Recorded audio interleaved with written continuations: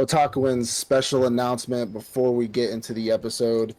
Dave and I have recently, if you haven't already seen it, Dave and I have recently started a gaming channel on this channel. So it's not a separate channel, it's the same channel. But we will start to stream some gaming content on there. So if you like the games, be sure to like and subscribe. We'll be bringing you different ones. It's been Warhammer so far just to kind of test it out. We've only done 2 lives, so go check those out as well.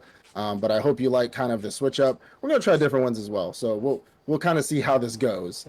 Personally, right now it's only me, button mashing and being a crackhead on my Warhammer. But David's gonna hop in here. We're gonna do some special content for you guys, so check that out. We appreciate it. Now let's get on to the episode.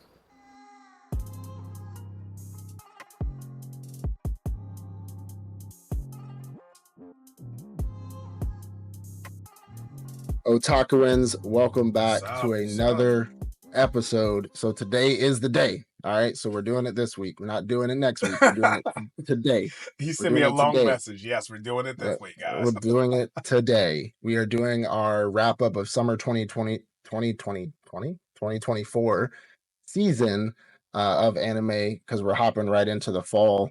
There's already some episodes out in the fall, and some of them are looking a little spicy. I was ignoring them. I'm like, I don't see you until we do this. I don't know. So a lot of them still, again, aren't dropping for another week. So they were going to do the same thing we did this season, where there's a couple behind or whatever the case may be. But we have about 13 on the list for you today, which we're going to put on our normal tier list like we always do. And some of them are just fucking disappointments. But first, like, subscribe, leave a comment, ring the notification bell so you don't miss out on any future episodes. Check out the gaming tabs as well. Let's get into our news. It's kind of a slow news week, but I have a few things on here, so just to kind of keep you guys in the loop. As many of you probably already know, the Jujutsu Kaisen manga ended, and people are big mad. People are big mad, and I read what happened. Why? It was in a bullet point. It wasn't like the actual panels, but I read in bullet point what the ending was. About? Hey, that's what Gage wanted to happen. That was everything led up to that point. We should be happy, glad with it, right? Look where your failures brought you straight to me. So I have to see it. So here's the thing. People are big mad about the ending of the manga. Let me see it animated, and then I'll give my opinion. I know what happens, and I'm neither here nor there. I'm like, oh, okay. Whatever. So but you need some suspenseful music playing in the background or something? Well, I like JJK, but I'm not a giant JJK fan. I feel like the people who are giant JJK fans are the ones that are mad, personally. And I'm not a JJK stan. Don't get me wrong, I like the show. I got UG figure. You're a fan, but you're not a stan. Gotcha. I'm not a stan, right? And so for me, when I read it, I was like, okay, that's how they ended it. And you know what I'm saying? So let me see it animated. If they fuck up the animation, I mean, hell, Mappa did the Sukuna Goru fight, and they only animated 30% of it, and it wasn't even finished, and that shit was a banger. So what are we talking about? Hey, Mappa's gonna do the thing and end. So just let Mappa do the thing. Let it play out. People didn't expect Ubuyashiki's explosion in damn Demon Slayer either, and they love that shit. So you never know what's gonna happen. You never know. So just shut the fuck up. Let's see it animated. Let's see it animated. I will say that there was a caveat. I didn't write this down, but a caveat is that the next part 2 of JJK has not been announced yet, which people were expecting the announcement. So it hasn't been, the next season hasn't been announced, or the part 2. And that's my irritation with these weebs, these super weebs, all these expectations, this should happen, this is how it should play out. Work, bro. And when it doesn't, they get mad. Bro, just it's gonna be hilarious. Enjoy the content. When Core 2 comes out and that shit is absolutely beautiful, they're gonna be like, oh, this was so beautiful, blah, blah, blah. Not understanding that that's why it took so long. But on top of that, on the flip side, if this comes out and it's trash, they're gonna be like, they should have took their time animating this. They should have took time. Motherfucker, you were the one complaining about it taking too long. So what are you talking about? But I digress. It is what it is. I think it's a decent ending. I'm not mad about it. Black Clover manga returns November 3rd with 3 new chapters. Mm-hmm. Is our next one. So I'm excited. I think that this is a leading. They already teased, the animators already teased that it was going to be returning to the show as well.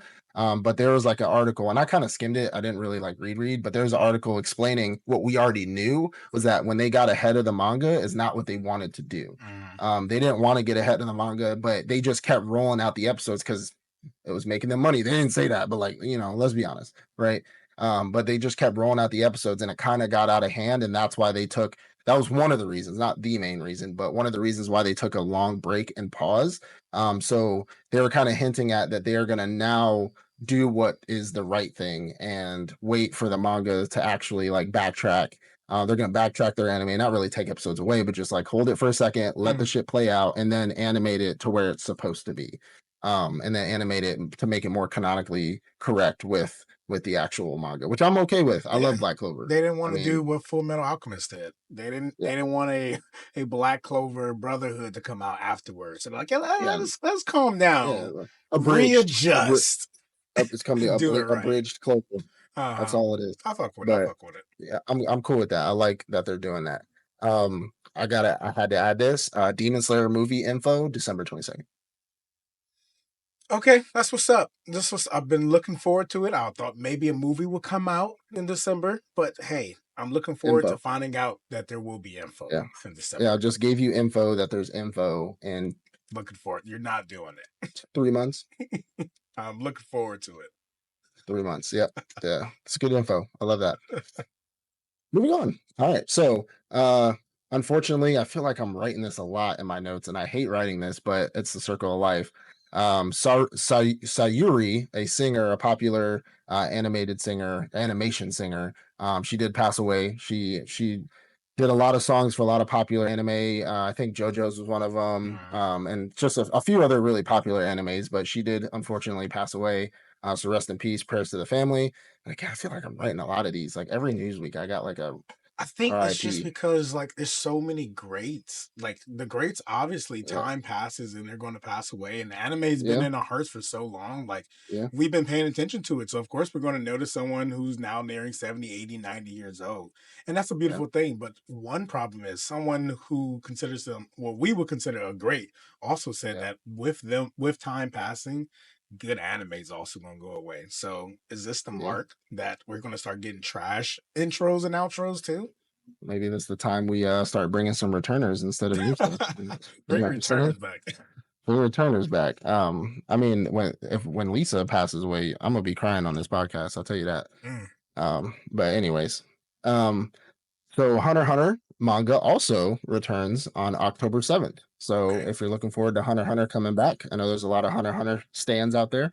I'm like on the fence of being a stan. I really like Hunter x Hunter, but it returns October 7th.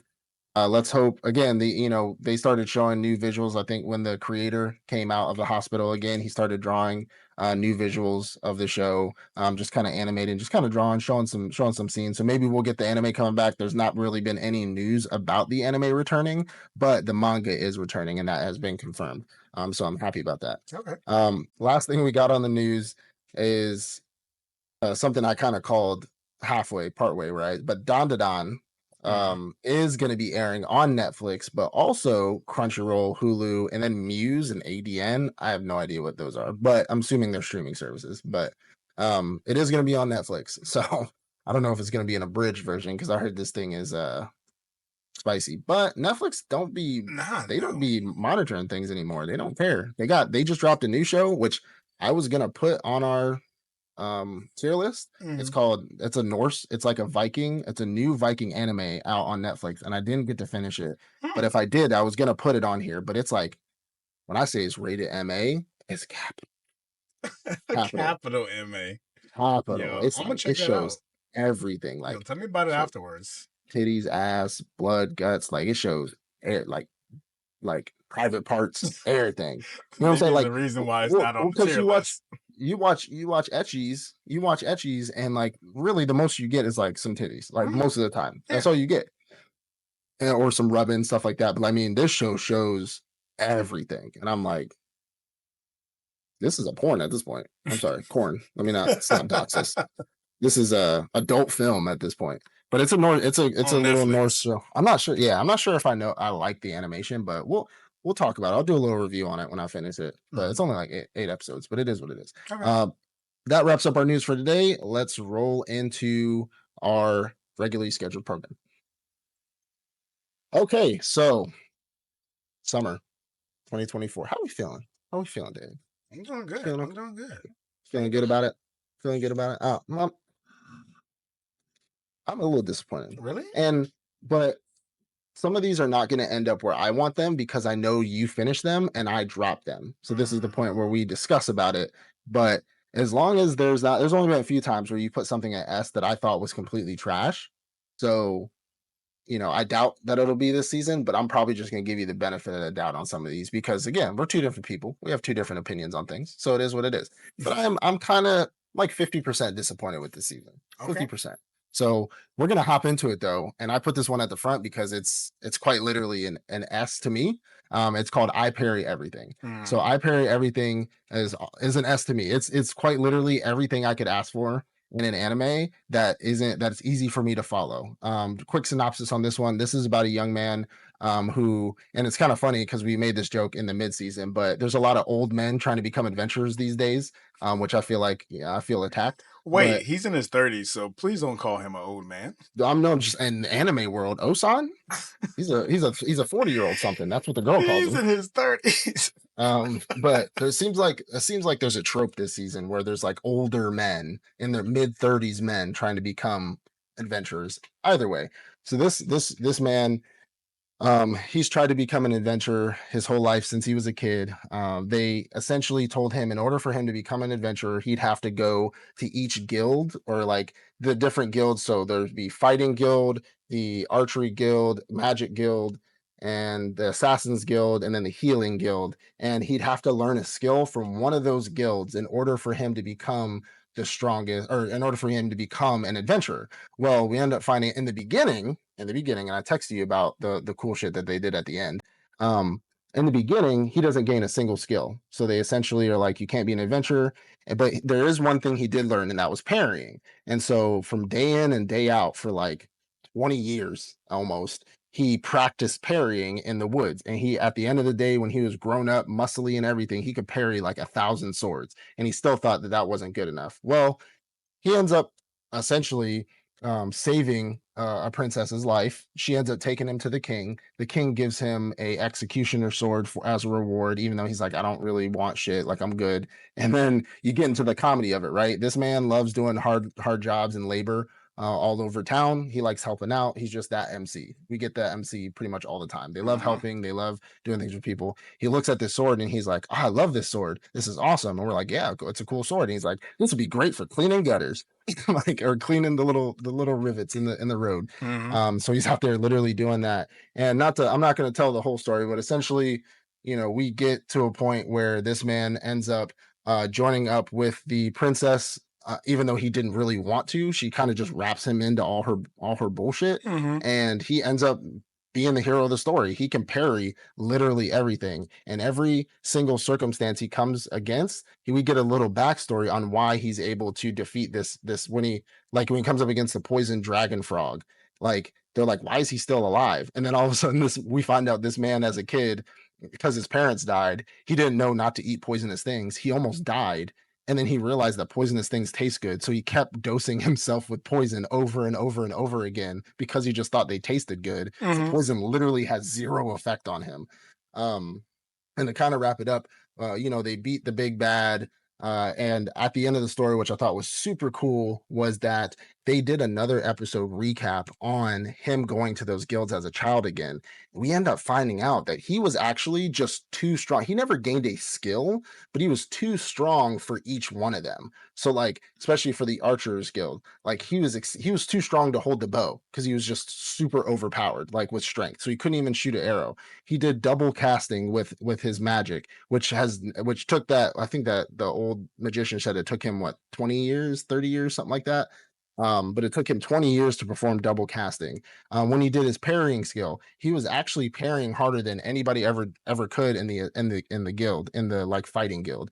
when he went to the Assassin's Guild. He didn't even try to be an assassin or be sneaky. He literally just brute forced his way through every object. So he failed every mission successfully, if that makes sense. Like he failed every one of them, but successfully. He literally did what he was supposed to do. And then every single one of the leaders of those guilds said they are going to come together, and because they know he has potential, because he doesn't fit in everywhere. He fits in nowhere and fits in everywhere. They're going to raise him and train him to become the strongest, and they're going to find him and stuff like that. And I love this show. But this show to me is a downright S. It's a great show. Action, animation, even the storyline was kind of linear, but that, I mean, that's what I expected. I wasn't led astray. You know what I'm saying?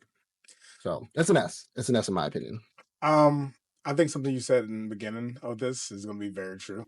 We're going to have a difference of opinion for a lot of Okay. these shows on the season. I think the show was great. I really liked I Parry Everything. It was funny. It had really great action. I am willing to put this one as a S. How sure you are that it's a S is where I part ways. While it was good and it's Mhm. had a lot of setup for some great things in the future, I feel like they gave us the best parts at the end, and it's set up for a great season two. At the end, I was like, "Hold on, are we gonna? Is there episode 13 of this? No, are we done with this?" I feel like It did I kind wish of there wrap was up a tiny bit more. not yeah, it didn't kind of it like it, I agree. It Mhm. didn't wrap up on a cliffhanger. It wrapped up like there was going to be a next episode. Yeah. So I do agree with that. I do agree with that. But But again, it was great, and if it yeah, wasn't if they would have started off with that, like, and they kind of did, but if they were sprinkling it on heavy the last two yeah, episodes, but if they were like sprinkling it on a little bit moderately throughout, and then they kind of yeah, like got to that point, the last 2 3 episodes, then I would like, okay, yeah, definitely, sure, for sure, S. But yeah, if the fact they were holding it back so much and for so long, yeah, it's right on the fence of S for me, but it does fall on the S side, so I'm cool yeah. with it. Okay. Hey, cool. The next one we got is Bye Bye Earth. Now, Bye Bye Earth is about a young girl who's in a world who they're all beast people, or they have some kind of tails, ears, claws, whatever it is, they're beast people, but she is considered featureless. She's a human being. She has no tail, no ears. She's considered grotesque or ugly in this world. We end up kind of finding out because we find it out later, but I'm saying now because this is how it happens. But she ends up getting rescued by a beast person and ends up becoming her master, teaching her sword skill, teaching her sword play, and pretty much instilling in her that she wants to be a nomad or something, a wandering swords person, because she wants to go out and find her calling, her who real parents are, not her adopted parents. She wants to find out where she really comes from, which we still never really got an answer to that in the end. We kind of did, but kind of didn't. Um, and she ends up going off, defeating her master. That was her final stage was defeating her master. Her forgetting completely about him was a little weird, but we kind of figured out why and this whole thing. Um, and she ends up going off to the kingdom to become a nomad. Unfortunately for her, she doesn't realize in order for her to become a nomad or a wanderer, she has to do 3 missions as the royal guard for the king and for the god that is in that kingdom. So she ends up joining the royal guard. She's completing these 3 missions, which aren't really, to me, weren't really like a significant point of the story. There was a couple significant points, but for her character development, there wasn't like a lot of significance for it. Mm. And then we get to a point where, to me, is where it dropped it half a tier for me. We get into this love uh we get into this like love story between her and a character named Adonis, one of the three, I call it three triads. This isn't Chinese, but like one of the three like lead guys of like the royal guard. I forgot exactly what they're called. But we get into this love fest with him where they like kind of love each other but kind of don't. Um and her whole most of the entire show is about her completing those 3 trials. She goes to the um she goes to war. That's like her first trial. She completes a mission for him. That's her second trial. And then her third mission is again another kind of like another war. Her going off and fighting against individuals. There are some dungeon aspects in this, but another thing that kind of threw me off was the whole like concert war thing where it's like musical. I Mm. was just like, that's kind of a weird take, but okay, I can kind of get past that. Um, and we get to the point where things started kind of getting confusing for me. Maybe confusing. I think the reason why they were confusing to me is because the whole front half, the whole 90% of the show was very simple and straightforward. And then right at the end, we get some of the most confusing shit I've ever seen in anime. Like her finding out she's the child of change, child of prophecy, Child of something like Reason. that.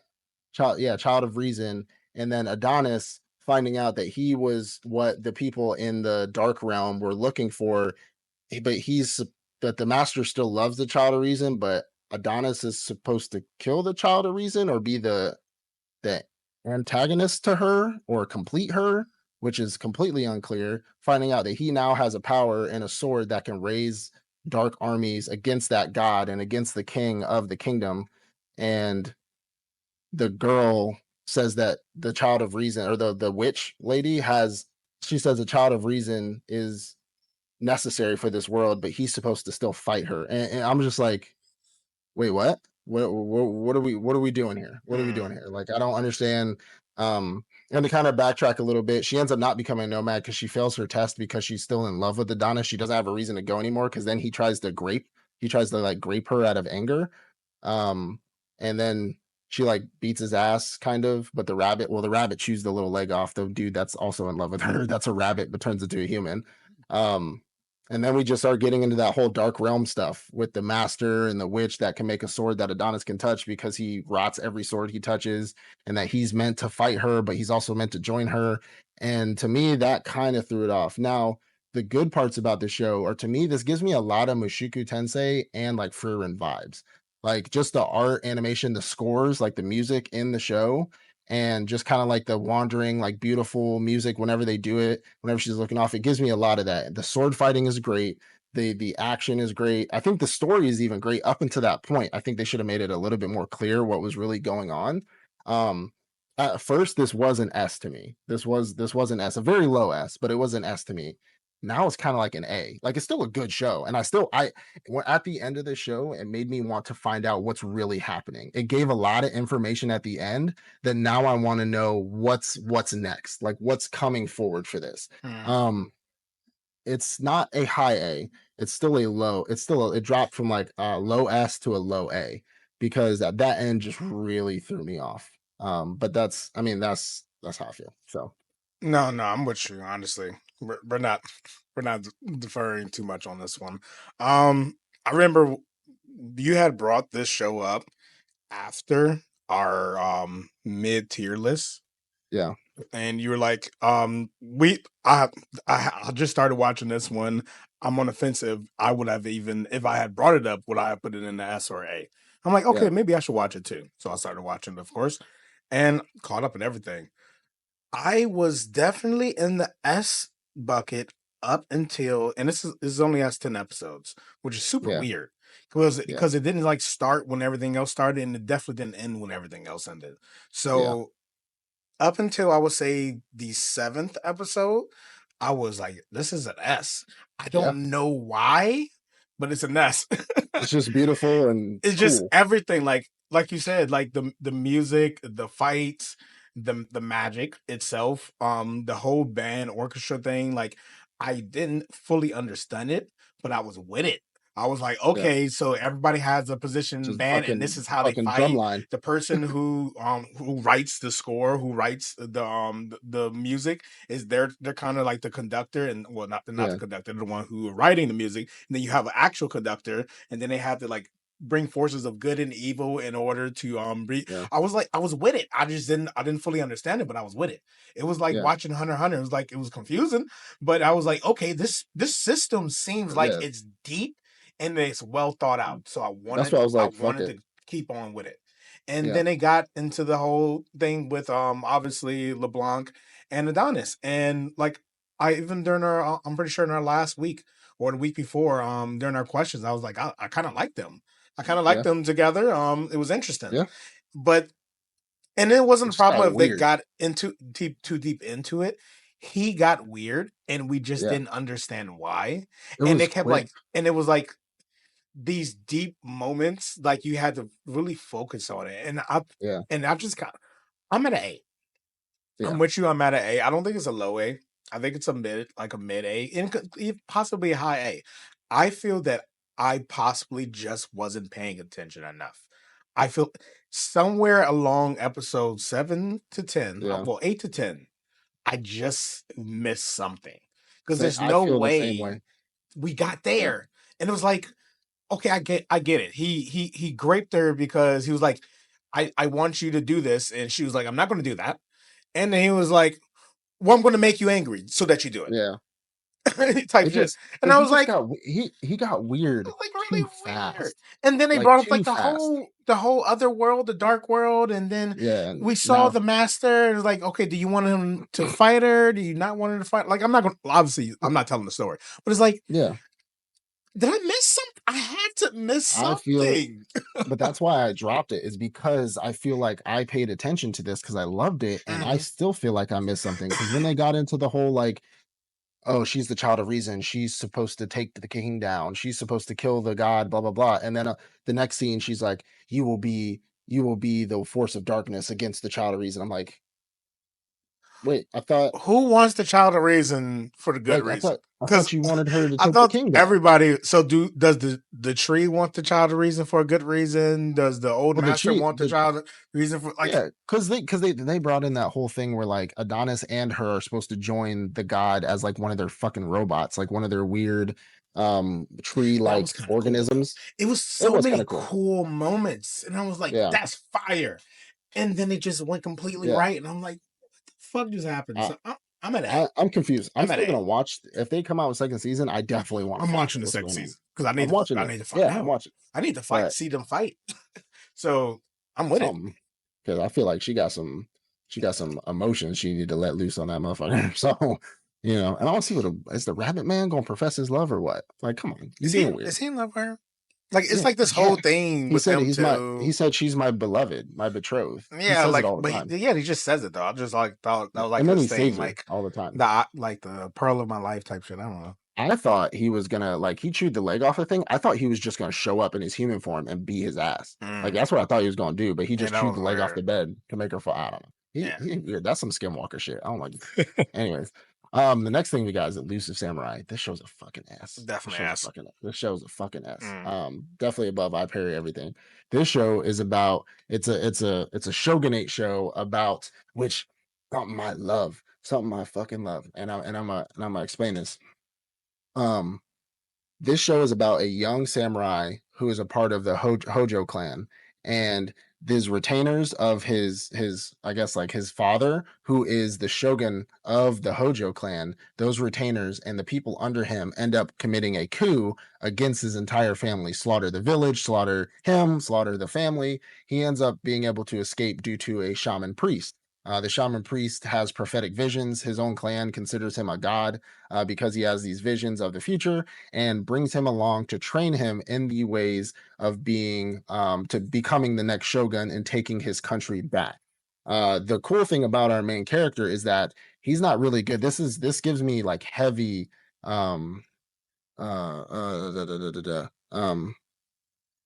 oh my gosh, I literally just had it in my mind. The tiny kid with this with the small sword that can poke, Oh, like, but he ranking of he's not kings. ranking of kings. Mm, This gives me like samurai, but ranking of kings samurai. mm, His sword skills are ass, but he's so good. He's so fast. He's called the elusive samurai because mm. he's so good at maneuvering, escaping, like dodging things. Like he has like damn Sharingan. He can see things before they happen. He has his battle sense. His battle sense is top tier, but it's funny because every time he swings a sword, they do the funny like eh, eh, like, and it's hilarious. But he ends up coming to the Suwa clan, which are the shrine leaders or the monks, I guess you can call them, the shamans, and their job is to train him in order to become the general or to become the shogun he is supposed to be. Along the way, he meets other children who are his age, maybe even a little older, who become his retainers or his best friends. If you don't know what retainers are, think of it like you're a general and they're your lieutenants. Like that's essentially what a retainer is in samurai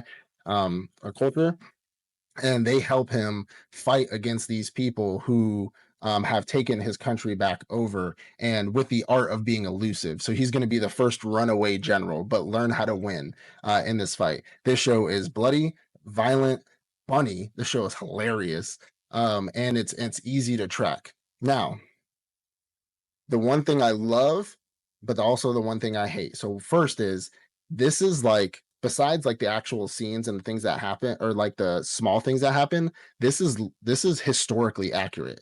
The things that they say in the show and the things that like when the narrator starts talking and starts talking about the things that happen in history, you can look it up and it's real. Like the Sewer River, the ice in the Sewer River, when he slams his hand down, Mm-hmm. like the shaman and the ice starts forming. It's called the God's Path, and it's in the actual Sewer River in Japan. Mm-hmm. Like it's legit an actual thing. He's in the show. They show him create the God's Path, which is hilarious to me. But everything the narrator says about the different families, which were real families in feudal Japan, and how they fought and how they died, like this is based on true events. This is based on actual events in samurai history, I which did I not think know that.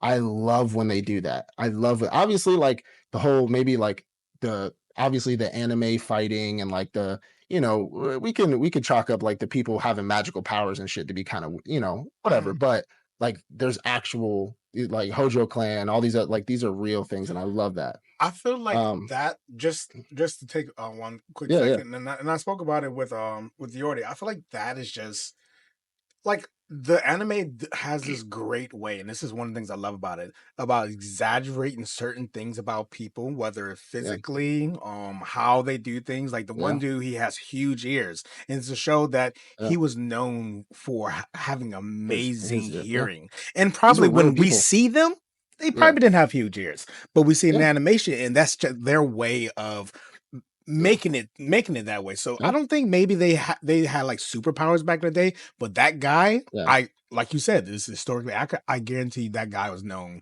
for having great Yeah, hearing. that's what I meant. I meant more so like seeing the future and creating the God's path. Like you could chalk that up as like the animators doing the thing. I mean, who don't you never know. We weren't there, Maybe. but like you said, like or the general who can see like a hawk. He Hmm. probably had really good sight. The one that could hear really well. He probably had really good hearing. I mean, these people who were hell, maybe even the one with the ants on his chest, maybe just loved bugs. You know, I was Hmm. like who fucking knows? You know what I'm saying? But we end up getting to a point in the show where he does learn a technique called the bleeding heart of Buddha, I believe it's called, or Hmm. the demonic heart of Buddha, something like that. Where he learns how to actually use his sword to run away and slash with it, and he ends up defeating a general, and it's pretty much about his retainers doing that. Now, the one thing I don't like, but this doesn't take it out of S for me or lower it at all because they do other things well, is they started the 3D animation shit. They have it in the show every once in a while. However, in the show, they also do other art transitions. So like they transition to like a manga style art, they Hmm. transition to like a oni old school Japanese I drawing was gonna style be art. all Like over that. they transfer all to all different forms to where the 3D stuff, I'm just like, I wave that shit off. I'm just like, all right, The yeah, animation of this show is I don't, literally I my don't, favorite thing I about it. don't give. I was like, I don't give a fuck. Like it's fine. I hate 3D animation, which we're Hmm. gonna get But the into fact here that in they like transition so well between all the different last one. animations and what's Yeah, going on in the show, yeah. I think Like it was well placed when it happened. like when they transition to like the really evil people like showing their demon face because they're considered demons, like it Hmm. just does that weird, it does That that shit old is school good. drawing of them.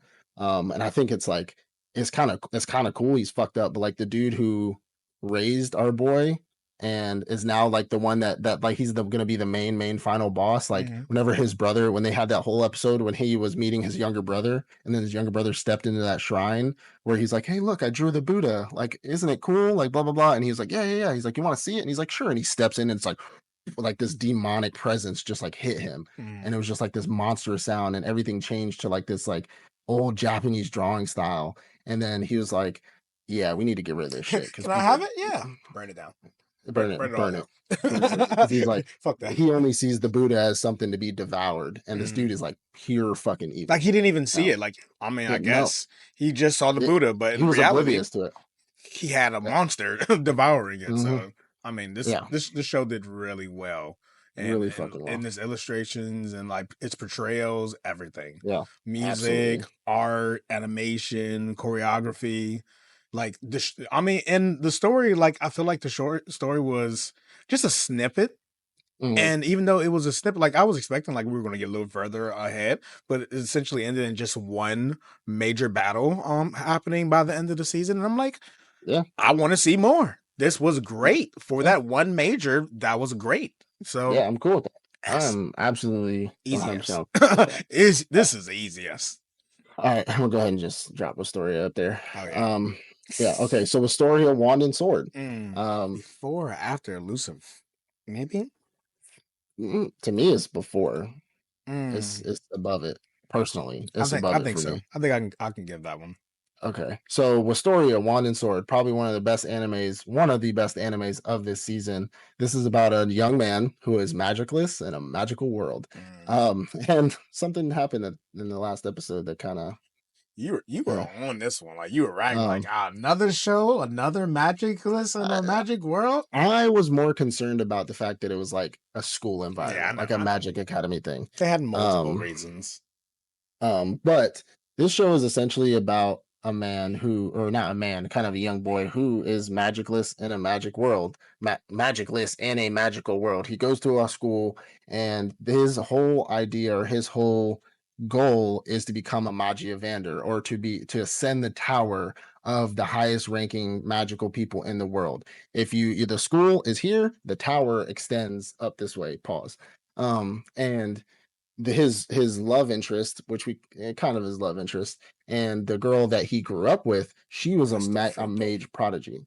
She was a prodigy, so she ended up ascending the tower already. So his goal is to meet her there, but he's considered a laggard. He's considered weak. He's considered shitty. He's considered just the weakest of weak because he's a magicless in a magical world. However, this man is a fighter. This man throws hands. This man is the swordiest of swordsmen in the show. So we referenced Black Clover before when we talked about this, and it's essentially the same thing, and it went up another tier to being the same thing at the end of the show when I just finished it today. But the show is just so beautiful when it comes down to its animation, its fighting styles, the story.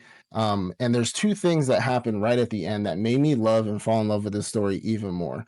So at the end of the show, we end up getting them going into a magical competition where essentially they had to, it's kind of like, think of it like the Harry Potter, like Goblet of Fire type shit, where they go out into the woods and they have to like fight to get to a crown, kind of stuff like that. Yeah. And they have to come back to the crown, and the whole student body finally ends up finding out that he is really, really fucking strong. And he beats one of the highest mages, and I knew this nigga was gonna lose. Like I do, like when he was fighting him, that's just how it works. I was like, somebody's gonna walk up and be like, boop, like pull that crown right off. Paying attention. Yeah, stupid. But I knew that shit was gonna happen. And then at the last couple episodes, we get the strongest mages at the school. Well, the female who was making a party, she got all the strongest mages in a room, and then the last person she invited was Will, which is our main character, to come into the room. These are all people he's had problems with, except for the elf guy. The elf guy was just the one that won the competition, but he's had problems with everybody. He's beat 50% of their asses in that room, though. So, like, he's still he's just stuck up. That's it. Yeah. And then she asked him to join a party to go to the dungeon, and then we get some of the best dungeon style anime I have seen in a long time. This gave me the last season of Don Machi, where they was fighting for their lives. And I loved that. I loved the idea. And then they introduced new characters, like an actual big bad. This wasn't just a let me escape. I love that they introduced the actual plot to this. There's an organization out there who are called well, the sword is technically, they found a sword down there that's called the Mage Slayer. Is that what it is? Mage Slayer? Mage Slayer sword. But somebody wants this sword. There's somebody out there that wants this sword that they created in order to kill mages, which we are finally introduced to the Akatsuki of the world, right? And so we get that, and we also get just like some of the most brutal combat fighting scenes in a dungeon that we've seen in a long time. Will again shows his mettle, shows his resolve, ends up fighting these things, and then we get some Black Clover shit. We get a sword that absorbs magic and can use it on other things. And the minute it happened, I was like, pause on that. Do you think it's the sword that absorb magic? I feel like in that, I'm not going no, I think it's him. Okay, good. Just to be okay. No, I'm just saying that the action of that happening. Got you. Gave me the Black Clover where he had Lick's sword and it can absorb people's magic and use the magic. I'm like, Yeah, because they're like, Still this cool. is not an enchantment. What is that? Still cool, but I do think it's him. I do think it's him. And we get the ending of that whole fight scene, and I think that's actually masterfully done. Now, the thing I texted you, you want me to, it didn't show it in the show, but I kind of spoiled myself on it. So his roommate, Frost, is that his name? I don't know. Oh, The you guy. spoiled yourself on it because you texted me and I was like, what? So What are we we talking get an about? episode where Will and Colette decide to go out on a date. Well, more Colette than Will. Will's real nice. He's a shonen MC. You know what I'm saying? He's nice, right? Colette wants to take him out on a date. His roommate's mad. His roommate's been talking all kinds of sus for the entire show, though. He's been like, I love him more than anybody, this and that. I'm like, something off with this motherfucker, right? Will shows up to the date. Colette's like, what's up, Big Daddy? Like, let's go shopping, blah, blah. And then the roommate shows up. And this drama. She's like, what are you doing here? And he's like, well, I love Will more than anything. Like, I'm here. He's like, Will's like, he just insisted to come. I just said yes, blah, blah, blah. And then this man grabs his hand, starts stroking his hand, gets all tied up on him. And he's like, let's go walking. Let's go shopping, Will. And I'm like, that's his boy. I'm like, hey, yo, like, what's going on? And then there's, what do you mean? And then it's crazy. I mean, you're not here, so I can't. But like, right, then. But it gets crazy. And then I'm like, something not right with this. I'm like, not that it's because it's that, whatever, but like something's off. And so I looked it up. If you want me to spoil it for you, I can. I mean, you can spoil it for me, but do you want to spoil it for them? I'm spoil it for the crowd. I don't care. Right? Spoiler again. Spoiler alert. Skip 5 minutes ahead. His roommate is not really alive. His roommate, if you know what his little girlfriend that's up in the towers, the ability she created when she was 2 years old, the ice clones. Yeah. He is controlled by her. He is remotely controlled by her. So she is him. So she has been with him this entire time. I didn't. Okay. And so when she would not have gotten there. I thought you were going to say that he was one of those, what we saw at the end, who's carrying like the big backpack. I was going to be like, oh, he's that for one of Will. The fins? Yeah, I thought you were going to say like he's that for Will. And I'm like, oh, okay, well, that makes sense. To guide him down into the dungeon. The dude who she's controlling apparently died years ago. And she created a clone of him through her GS Vice. She created a clone of him. And she entered into the school so she could keep a close eye on him and still be with him. That's why she was so jealous. That's why she was holding his hand, acting all sus. Like, that's her. Is she okay? No. She might not be okay. No. I think she's crazy. Okay. Yeah. That's Life 360 on crack. Yeah. But that's her. I was like, because at first I was like, oh, he gay. Okay. I just accepted it. All right, he gay. But I really started thinking, and I was like, why he really this jealous? He just met him. So why is he? And then he kept saying throughout the show, I love Will more than anybody on this planet. Like he knew him more than anybody on this planet. And I'm like, wait a second. Why is he talking like her? Because she still loved him. Even when she left, she said, I'll wait for you. I'll be here for you. I love, she said all that. I'm like, why is he talking like her? That's weird. And so I was like, I gotta know. I gotta find out. And yeah, that's her. That is her. I assumed that he was one of the Finns and he like in love with Will and like, I'm gonna make sure Will could get to the bottom of the dungeon. But hey. Yeah, like the plot thickens. Okay. I'm okay with it. Cool. Hey. This show's an S. Shows a whole We'll get into some psychological aspects next season, but yeah, this show's an S. Yeah, we're gonna have to. There's gonna be some couples therapy or something because we have to figure this out. That's not okay. Yes. She's already sending spies down there to watch him, and now she got a whole clone down. Okay, yeah. She. I don't know, but one of I think the biggest thing that they did at the end of the show that really I loved was they world builded in like 5 seconds. But clearly they showed like 5 new characters that look super strong. One looked like Sinbad, so that was kind of cool. But they showed 5 new characters. They showed like a new world. They showed like this dude who was looking at these giant spells. They showed just, it's like they gave us like a sneak peek of what's going to happen next. and it just looked amazing. Like they opened the world up so much more in like the last 2 minutes of the show, and I was like, who's that nigga? Like I want to know who that is. Like this dude looks like a badass. Like what the fuck? You know, they're all smiling and shit. Like something's coming down the pipe. You know what I'm saying? They're all like, looks like they're preparing for war or some shit. You know what I'm saying? And then we get the Finns, the people who I think Will might be a part of. You never know. He might be part of the Yeah, clan he was or like he's because he specifically said he's a sword who wants to be a wand. That's yeah. interesting, and he can considers himself a sword. So And the Finns are all swords. yeah, They're the ones that guide, and they're swords. That's what they do. They are swords. they fight. They're the only magicless people in this world, and Will so happens to be a magicless in the magic. He just his hair is a little different, Maybe he's a but mix, like half and half. that's what I think. I think he's like maybe like a Finn and a non-Finn, like and a mage got together and had Will maybe. So we'll see. I Hey, like it. we'll I see. like it. We'll see. All right, the next one we got is the strongest magician in the Demon Lord's army was a human. Mm.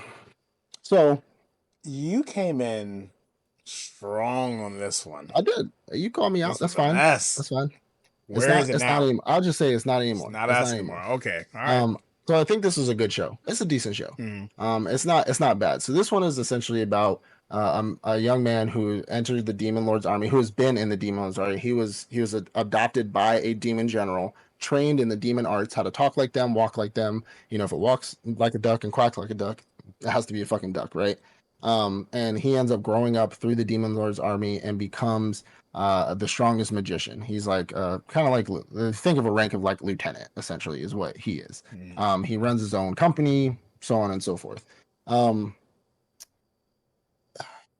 there's not much to really say about like the synopsis. His whole goal is to bridge the gap between humans and demons, but there's no overarching plot. It's just a bunch of things happen. It's like a day in the life of a human in the Demon Lord's army. That's really all it is. There's no like linear like we're going forward. It's just like this is my day now.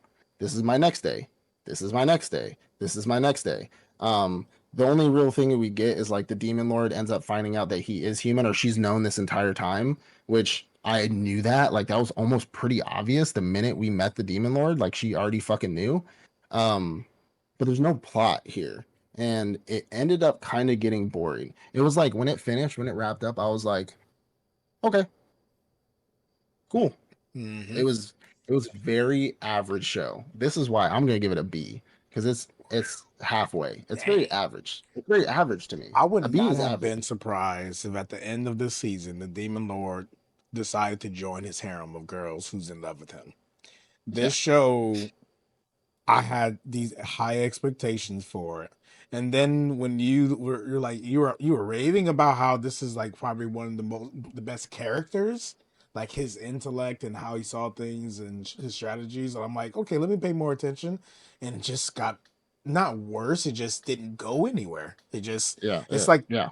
the height of the show was when the Demon Lord exposed that he was a human and exposed the guns and everything, and then from there just remained here, kind of went Yeah. down a little bit, Yeah. but just kind of remained there, and it was solid. It was a solid show. I would never say, hey, this show should have never been made, but I agree, it's a B, maybe a low A, but it's a B. It's a B. It's a B. It's average. It's in the middle. It's like I am not and not looking forward to the next season if there is one. Like if it never came back, If it never came back, I wouldn't be. I Like, wouldn't be oh upset. dang. You know what I'm saying?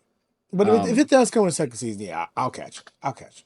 Yeah, it is what it is. You know what I'm saying? Next one we got is gonna have to be your. I'm gonna give it a synopsis, but you can put it wherever you want because the next two I drop. And not well, one of them I want to continue, but I wanted to binge the rest of it because it did look interesting. Like towards that once you said watch this next episode, I promise you'll like it. But this one is quality assurance in another world. This one is about which we don't find out until a little bit later, but this is about a group of video game debuggers who go into the world of a video game to crack the code, debug everything that's going on in the game so that they could put this game out on, to sell this game to public. This is a VR MMORPG game. And we have our man who is the by the book debugger, doesn't break the code, doesn't try to cheat or anything like that. who that's his main goal. Well, we end up finding out that they are actually stuck in this game. All the reports they've been sending about the bugs, like they get those reports, but they're not letting them out the game. They can't log out. They can't, do anything like that. But at the end of the day, he still wants to, as even though the other debuggers are not, how do I put it? Even though the other debuggers are not, they're like not doing their job anymore. Essentially, he doesn't want to do that. He wants to do his job. Like he wants to actually, he thinks if he debugs constantly, eventually they will let him out. I will be honest, I dropped this at episode 5. I dropped this at 5. I couldn't continue anymore. It just, to me, it was extremely boring. The concept was cool, right? And maybe it got better. I'm sure you're about to tell me, but like to me, it was just a very boring anime. This is something I would not watch again unless something complete, like something utterly would have had to change.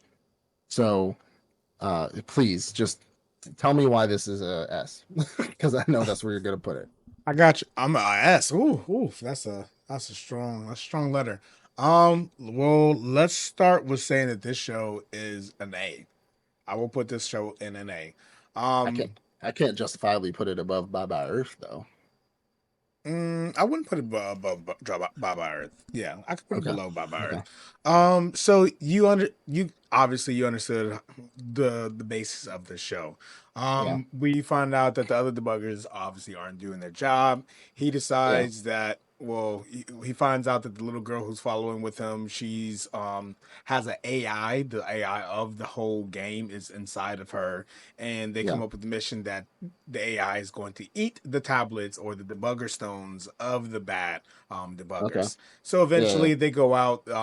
This guy is so intelligent, and one of the reasons why I like the show and I like him as a main character, he spent because of his personality, because he spent so much time actually doing his job as a debugger, finding ways that the system glitches out, bugs out, all the different fixes for it. He used this knowledge in order to outsmart the bad guys, outsmart his enemy in whatever the situation is. Now the whole show doesn't, and which I end up being happy about. The show doesn't just be, oh, we need to fight these bad guys and defeat them. If it would have been that, I'm pretty sure they could have come up with a decent Yeah. way, but I'm sure it probably would have got a little stale.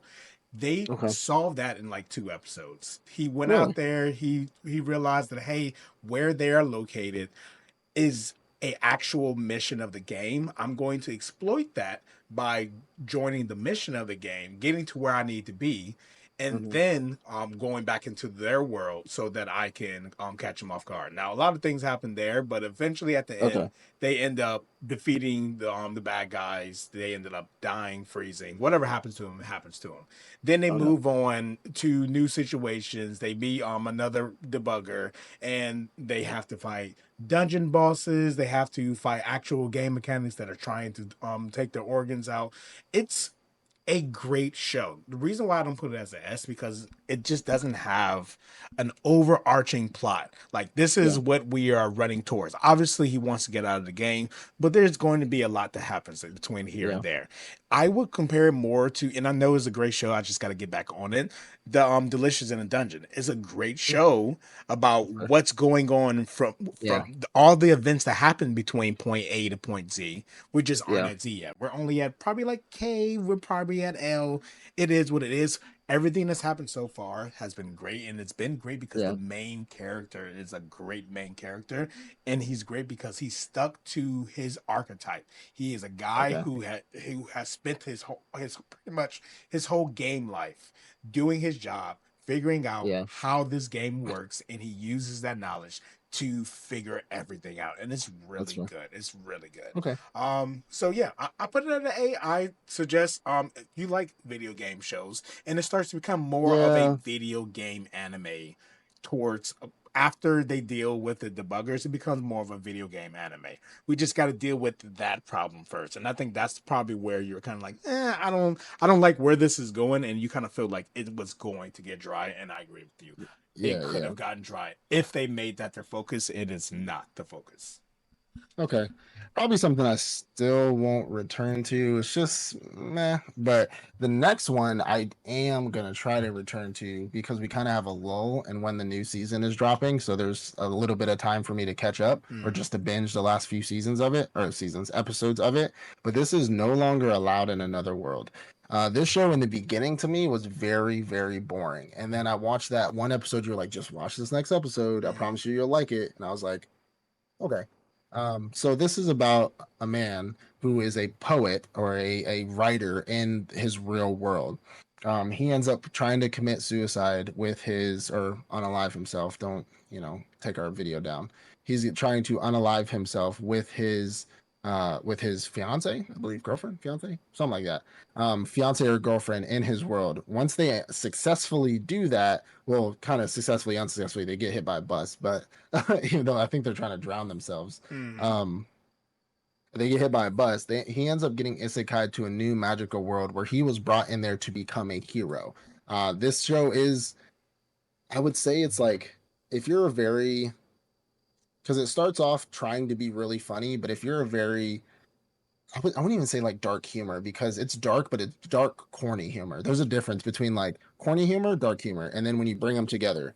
He's a very corny, dark humor individual. He's always popping pills, trying to unalive himself. He's always looking for ways out. He's like, yes, just end me. Like, I want to. But when he ends up getting isekai into this world, she's like, you're a hero. And then she's like, wait, you don't have any innate skills. You don't have a holy skill given to you by a god. What is your purpose? Why are you even here in the first place? Um, he continues trying to unalive himself.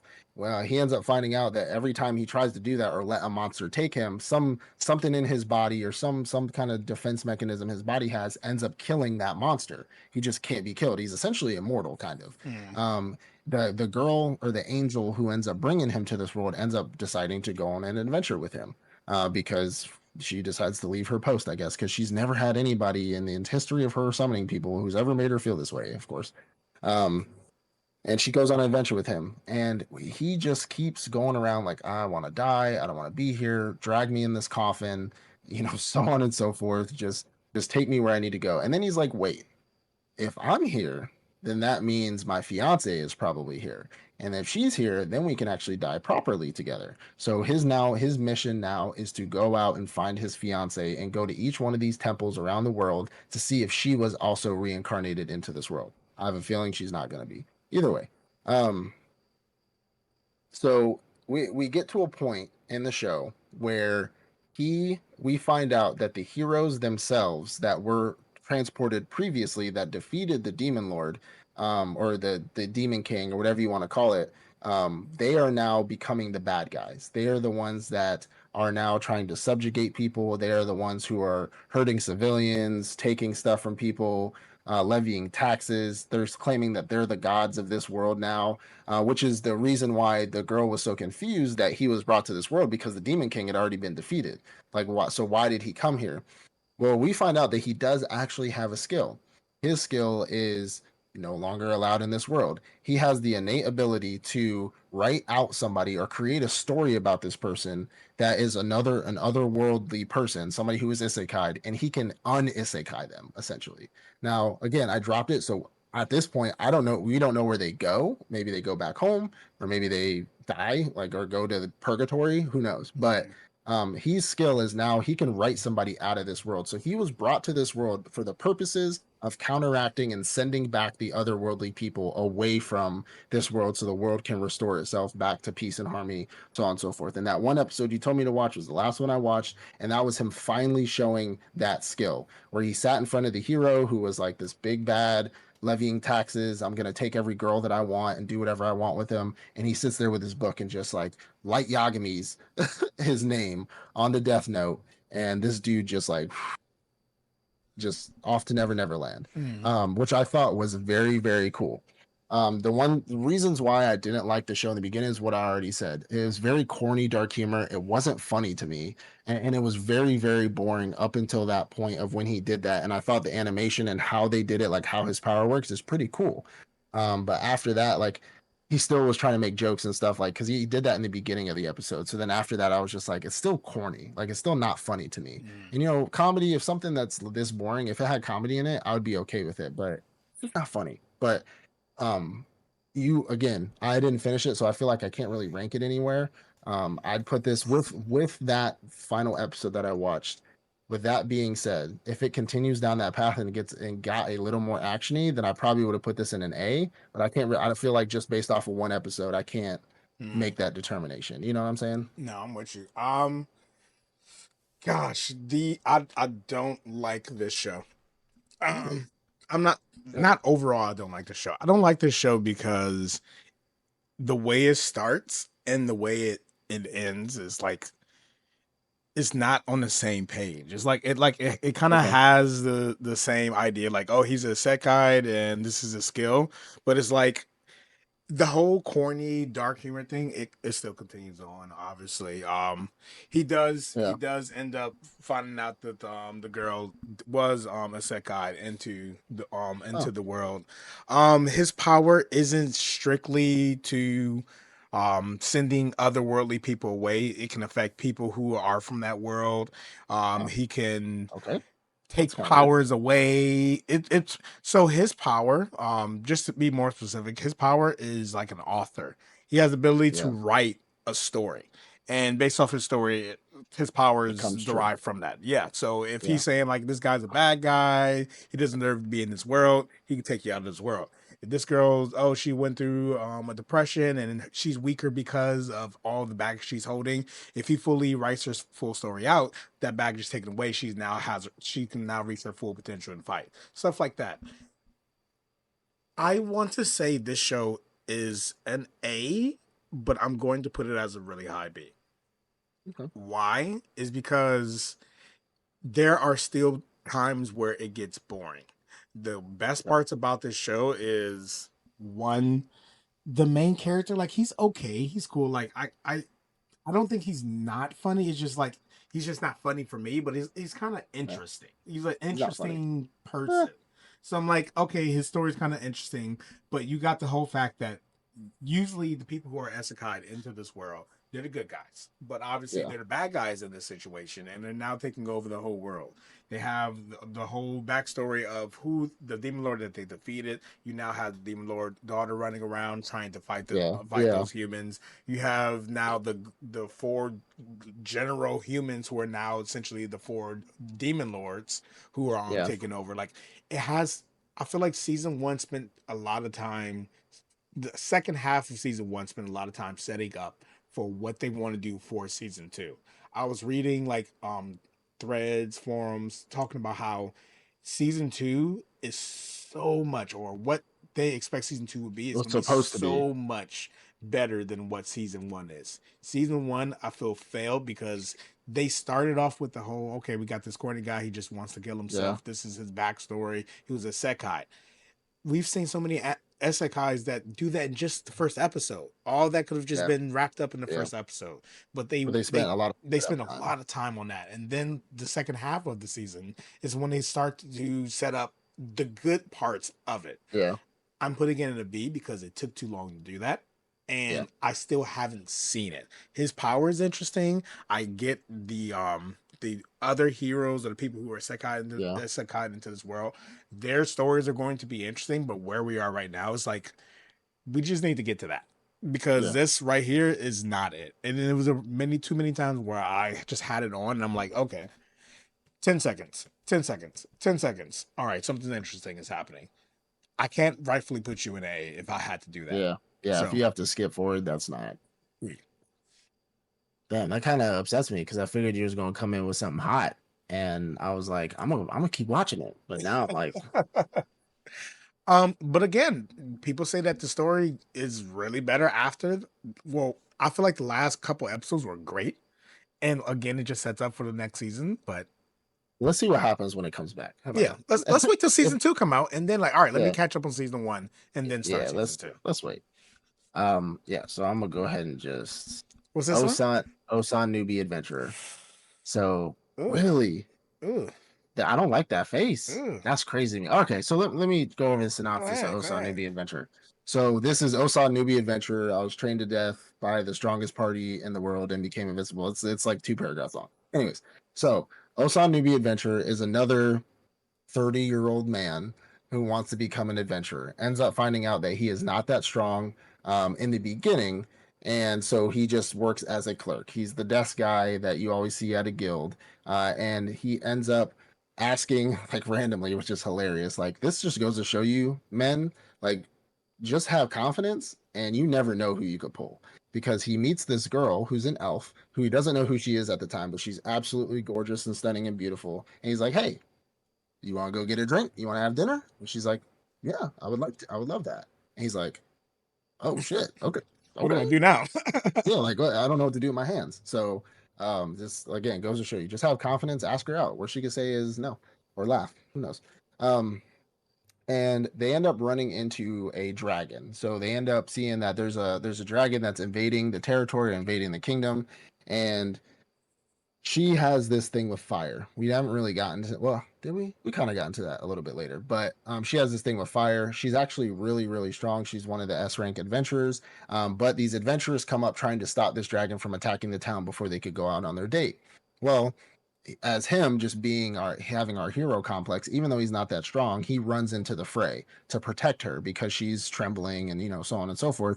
He throws a rock at this motherfucker and he's just like, hey, like, pay attention to me, I'm gonna like punch you, and the dragon is like, yeah, fuck this guy, I'm gonna kill all of you. And he ends up trying to stomp on our hero, or on our main character. And we find out he has an innate ability. This innate ability allows him to pretty much channel almost 100% of any strength that's available in order to defeat this dragon.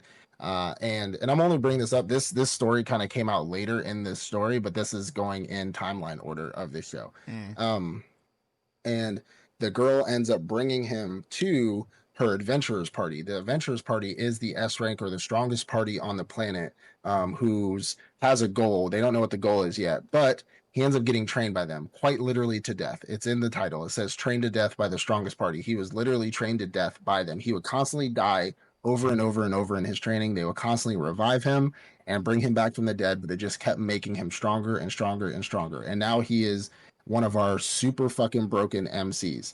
Their main goal is to fight, and I forgot what the name of it is, but it's like a demon king, essentially, like the resurrection of a demon king. That is their main goal in this show. And in order for them to do that, they need to collect these stones. These stones are indicated. These stones are essentially the stones that they need in order to get into the realm, I believe, of where this demon king is, or where they are, so they can kill him so he doesn't revive. Um, and that's pretty much their path right now. And for the entire show, and this is the one thing I don't like about the show, the rest of it's fine. I think it's a hilarious show. The fighting is great. He's super fucking strong. He's again a broken MC. I love my broken MCs. The one thing I don't like about it is they really, really started dragging out the stone collecting. I feel like they could have collected those stones a little faster, but they drug it out. And then by the end of the show, it turned into like a battle arena style anime, to where they had to fight in the arena against other competitors to get the last stone, which was a part of the championship belt that nobody knew that's what that stone was. It was just an ornament on the belt. And in order for them to get that belt, they had to fight in the arena, because his sensei is very honorable orc, who's like the strongest orc on the planet, strongest thing on the planet, really. And he ended up having to fight him for that. I think this was the reason why I'm putting this at an S is because, yeah, I think they took a little while, and then they kind of drug out the whole battle arena thing. But because it's super hilarious to me, super entertaining, I don't have a problem with battle arena animes. And because when they left off on the trail of, now they're finally on the right path to go, you know, collect the rest of the stones, at least, or I think they have like two more or something like that. They left. I know that if they come back with a second season, they're not going to do the battle arena thing anymore. They did that for one season, for the last like 5 episodes, 4 episodes. Um, but they left it off on a good foot, something that I want to continue watching. What I'm saying? They rode off into the sunset, I guess you could say. But it was hilarious, and I think it's great. I love my simple, easy, super broken MCs that it's to me it was good. And I love the power system in there too. I think each one of them having their own unique skills. Old boy is from Ohio, apparently, got all the machine guns and rocket launchers and shit, so that's why I'm putting it at an S. It's not still a low S, because it's very simple, straightforward, and they switched it up a little bit at the end, but it's an S for me. I'm with you. I think this show was really good. Yeah. I I don't think it's an S. I think Really? you have it as a low S. I have it as a high A. Okay. And the reason why is probably why you also have it as a low S. The show presented itself as obviously this guy, he decides, I'm going to be an adventurer, and then he ends up joining the strongest S class adventurers. And they have the venture guilds, they have missions, they Yeah. have obviously a demon lord, they have the main mission. So you think, hey, it's going to go in this direction. It was But weird. It kind of yeah, your like thing is all glitchy now. I'm glitchy. Yeah, like your screen is like pixelating now. Mm, That's weird. it's weird. It's not doing it on my side. So It's not doing it anymore. oh, okay, good, It's good, good good. now. Yeah. So and it presents itself as that. I love the main character. Yeah. He's great. I love the elf girl. I think their Yeah. relationship is cute as hell. I want them to go on that. Renetta. Yeah, Ship it. I want them to go on that little spa date. I was looking Yeah. forward to that. And it's just so many great things. My problem is again, it just presented itself as an adventure guild anime, as an adventure team, like they have a Yeah. squad, and I think we forgot. It started off, well, it started off as that. Then we move Mm, into the first tournament style. He yeah. had to get his E class or D class, one of those, Yeah. Yeah. Yeah. adventure. So that's how he met the girl with the pigtails, Yeah. blonde girl. Angelica.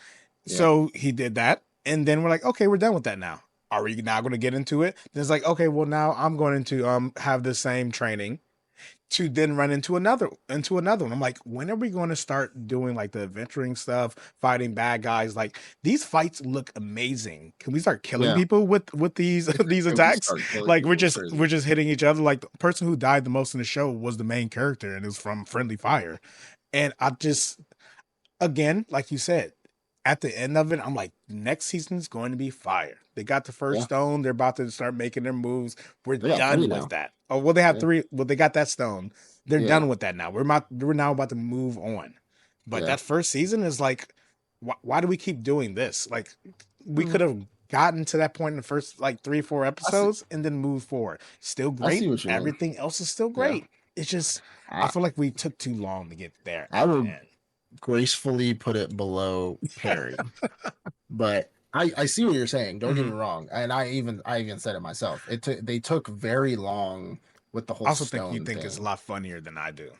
I think it's funny. Maybe. I don't think it's Maybe. as hilarious as I think you do, and that's what probably keeps it up there for It's you. not. No, But I'm it's able to not the keep it as a funniest. S. Trust me, it's not the funniest thing on the planet, but I Mm. did think it was very, very entertaining. Okay. It was like just the whole. I think one of the biggest laughs I had was when he found out, or when he had to fight his sensei at the battle arena, Hmm. and then he finally nutted up and was standing at the gates about to walk out to his sensei, and she was like, "Oh, I'm glad that you're here," and like this. Or Oh yeah, that Angelica was was like, funny. "You're doing really well," like you're so calm. And then he turns around and his hair's falling out. And she's like, immediate stress or something like that. She was like, how do Hmm. you have immediate irrational stress? And his face is like all down. Like, I thought that was fucking hilarious. But, Yeah, um, I I'm see what with you you. mean though. I think I do I can get, I keep it do at get a it. low S. Yeah, you bringing up that I'm now thinking of even more funny Yeah. parts. Um, I don't. I feel like they kind of drug the whole him being afraid to fight the guy a little bit too much too, and it was like, they Yeah. could just bring you back. And he's like, well, have you ever died? I'm like, but they're still I gonna feel bring you like back. I think they did it for comedic relief, but I also had the feeling like at some point, as many times as you've died and they brought you back, you probably shouldn't be afraid of dying anymore. Hmm. You know what I'm saying? And he Like, just I want to know he's fight you, just bro. Relax. like, He didn't kill his last opponent. Like, why are you I afraid he's mean, gonna kill you? he didn't, and he also he didn't know that the fight was going to turn out that way anyways. He thought his sensei was just going to like whoop his ass and then it'd be over. But then they did the whole half thumbs, quarter thumbs up That thing, was and fucking so, cool. no, yeah, yeah. So, anyways, I'm gonna go ahead and the reason why I'm not dropped. Did you watch? Did you? All right. So the next one is a journey through another world, raising kids while adventuring. You I didn't watch dropped that, it. okay? No, I Cool. watched it. I dropped it. Okay, so I'm putting it at a C, and only for one reason. So I watched this as well. I did drop it. I dropped it.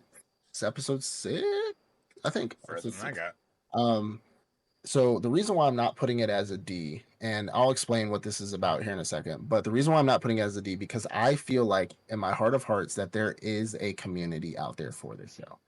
I feel like there is people who may really like this show. It's just not for me. It's like a detective style anime, or like a rom com, or a high school, like a high school. You know what I'm saying? Like I can't justifiably because I feel like there is somebody out there for this. But this show is essentially about a young man who is isekai'd into another world, and he ends up finding two kids in the woods who are alone by themselves, and he goes to the Adventurers Guild, finds out they're super strong, by the way. They like kick a monster's ass in front of him, and he goes to the guild like, hey, lost and found, like I don't know who these kids are, and they're like, oh, you can have them. I was like, okay, sure. Don't know who I am, or or anything, but sure, I'll take him. And it's essentially about him raising these kids in another world while adventuring, and these kids are very strong, and they fight. And we end up finding out that they did come from the god because he was accidentally sent to that world by the god anyways, or he was killed accidentally. So the god's giving him gifts. Then when that god gives him a gift, which were the kids, which is weird. No, another god's like, you can't give him a gift. I'm gonna give him a gift. So then he gives him a familiar. Then another god gives him a familiar. And then so these gods are like doting on him because they accidentally they accidentally killed him and sent him to this world, which I can kind of understand that. Like, cool, I got it. But it is what it is. But this show is exceedingly boring. Exceedingly boring. It's literally a slice of life with a dad raising two kids that ain't his. It's fucking stepdaddy season. And the kids just do all the fighting. And this motherfucker can only do his like spirit gun. Like it's not even that cool. Like it's honestly not. Like, you got a spirit gun? That's lit.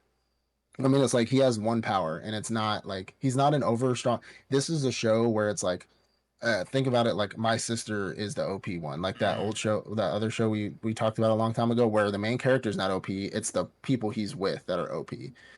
So he's not strong at all. He is. He's like basic. He's like side character kind of level strong. He's side character, Sean? Not even side character. Like who's the side character under who's under the side character? He's like that. He's not even reoccurring. Like, he's like a third. If they weren't there, could he defeat? He's 10-10 level strong. No, I'm just kidding. He's stronger than 10. No. No, he could not. So here's the thing, and I can't really answer that question only because the things he comes up against, the story makes it so that he needs the kids to defeat that thing. You know what I'm saying? Like that's the point of the story. You know what I'm saying? But he'd be able to survive if he didn't have them, because he wouldn't find himself in these dumbass situations, to be honest. Like, let's be real. But it is exceedingly boring. It's just not funny. It's very cutesy and lovey-dovey. And I'm just like, meh. Like, so it's probably meant for a younger audience. It's either meant for a younger audience or somebody who's just kind of like, who wants just a very go with the flow style anime that's not really looking for anything, just wants to watch something. You know what I'm saying? Or like maybe a dad. I don't know. We're both dads, and I didn't like it. Is it a rom-com? I think you said it might be a rom-com.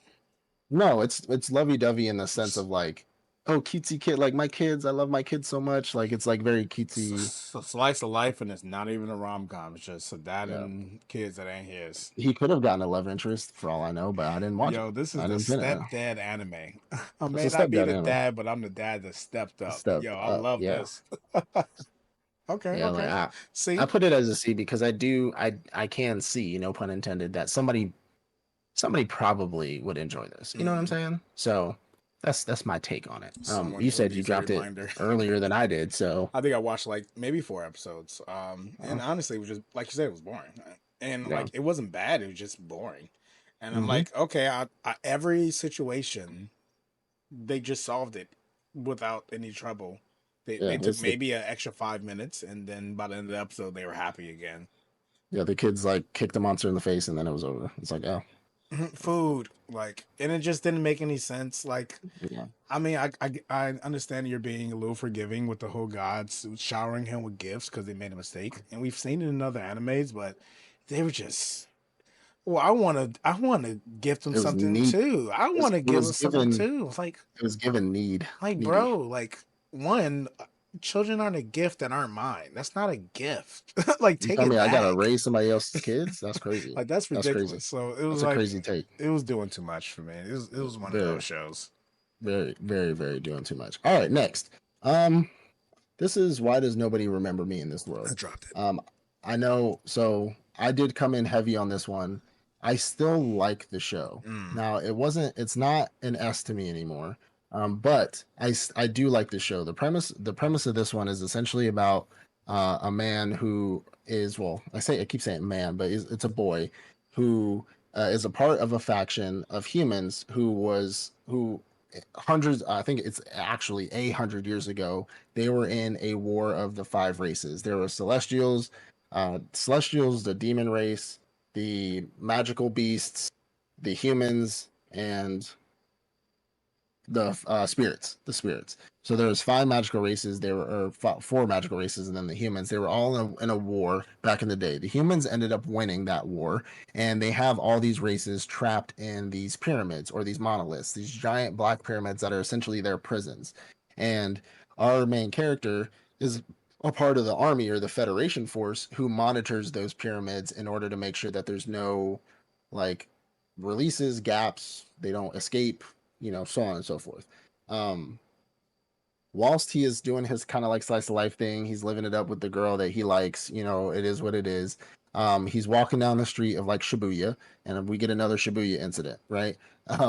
He all of a sudden like his world like glitches and starts turning, and he's like, "What is going on?" And they're just like executing world reincarnation, and he's like, "What the fuck?" And then he ends up finding himself in the same in the same world. So it's kind of like an isekai, but not really. But he finds himself in another timeline. Mm. And in this timeline, he's looking around and everything's destroyed. In this timeline, the humans actually lost the war and they're in hiding, whilst the other races are controlling all of their sectors or all of their dominions in the area.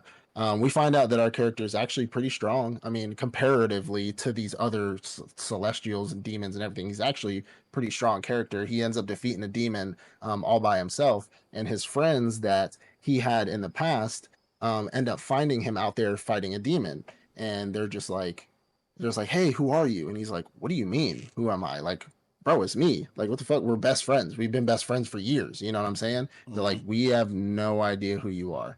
And he's like, what the fuck's going on? Blah, blah, blah. Um, and he ends up going into kind of like this like pyramid scheme thingy, like one of the monoliths. End up finding out that something called world reincarnation happened, where the world was changed in that aspect to where the humans are the ones that ended up losing. He finds a girl who's all races combined, ends up freeing her, and ends up getting the thing they call the sword or the sword key or the code sword source code, which is a sword that the previous hero of the humans used in the other world to defeat all the races. And so he gets that sword. His friends who aren't really his friends anymore because they don't know him end up taking him back to their base, and he sees John, which was the girl that was his love interest in the previous world. And he's like, "John, what's up? It's me. Like, what's going on? Like, why is everybody geared for battle? Like, why you look like that? Why you dress like a nigga?" Like, straight up he says, "Why you dress like a man? Like, what the fuck's going on?" And she's like, "I don't know who you are. Get out of my way." And then her attache was like, "Don't you ever speak to her like that again." This and that. Um, and so we kind of end up finding out that nobody knows him, and that's the whole premise of why does nobody remember me in this world. And we find out why the world was reincarnated. He wasn't supposed to be in this timeline anymore, and so now the main mission, they find out that he is strong. He has the code holder, and the main mission is to now go to each one of these races and pretty much defeat um, the the leaders or the heroes of these different factions. He ends up defeating the demon, and once he defeats the demon, he ends up running into a thing called Last Riser. Yeah, he ends up running into a thing called Last Riser, which is the actual code. So think of it like a virus in like a computer. It's the thing that enacted world reincarnation. It's the thing that can erase your code from this world. It's like the god hand of this world. And they find out that that's the thing that's actually turning people against each other. giving people extra powers. This is the thing that they actually need to defeat. And so whilst they go to each one of these races, they end up finding out that that thing had a hand in why they're acting the way they're acting right now. And so now our job is to not only go to each one of these races and either A, defeat them or do a peace treaty, but B, we have to defeat this last riser and find out why it world reincarnated and how we can reverse the world reincarnation, which that's his goal. But the people who are in this world, they don't want a world reincarnate. It's their fucking world. They just want to rebuild and shit like that. But his main mission is to either go back to the world he was in or redo the world, which, to be fair, I think that world's gone, like personally.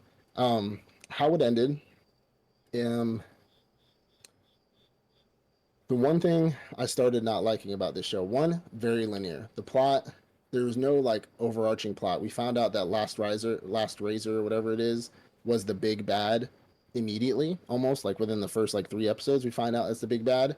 They kind of destroy these things, even though they're supposed to be like really strong and can kill heroes just by touching them. He kind of beats them kind of easily. I mean, he has help. Don't get me wrong.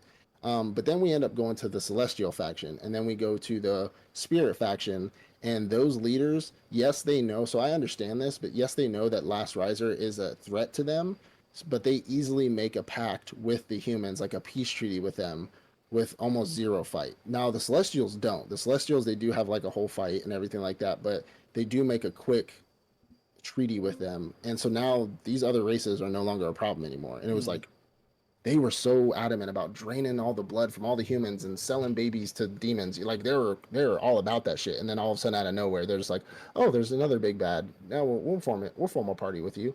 We'll be nice to you now."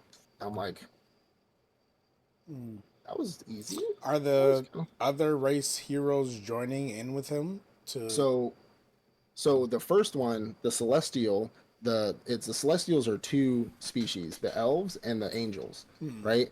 The hero of the Celestials is an angel. He's an angel who um, was actually from his other angels. They had to fight through angels to get to him, other angels, but found out he actually has been different.